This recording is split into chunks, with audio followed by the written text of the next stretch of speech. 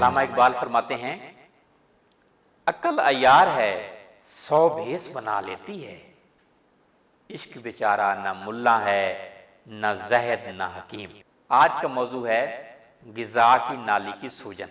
इस मर्ज में नमूनिया से तशखीस करना ज़रूरी है। नमूनिया से भी हो जाता है, आसान इलाज है, अल्लाह ताला की नेमतों से आप कर सकते हैं।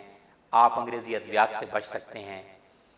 अगर आपको गिज़ा की नाली की सूजन है, आप खाना नहीं खा सकते, तकलीफ़ महसूस करते हैं, तो इसके लिए तुख्म खुरफा जो है, खुरफा के बीज जिसे कहते हैं, 3 माशा यानी 3 ग्राम आप ले लीजिए, और कासनी का आब कासनी जो है 1 गिलास आप ले लीजिए।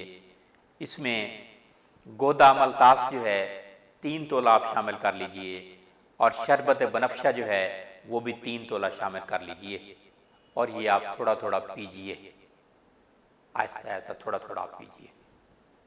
ये एक इलाज है, बहुत ही आला किस्म का इलाज है। दूसरा, पोस्त खशखाश आप ले लीजिए 1 तोला, पानी में जोश देकर इसके गरारे करें आप। तीसरा, अजवैन की आप भाप लीजिए, देसी अजवैन 25 ग्राम लीजिए, 1 पाव पानी में आप उबाल लीजिए और उसकी आप भाप लें, और अजवैन के पानी के गरारे भी कीजिए। चौथा, तूत स्याह का शरबत चटाएं, थोड़ा थोड़ा चाटें, बहुत मुफीद है। लहसुन पीस कर शहद मिलाकर फरेरी की मदद से गले पर लगाएं, आहिस्ता आहिस्ता थोड़ा थोड़ा इस तरह लगाइए आप। ये आपने इस तरह लगाना, आहिस्ता आहिस्ता थोड़ा थोड़ा, बैरूनी तौर पर बहुत मुफीद है।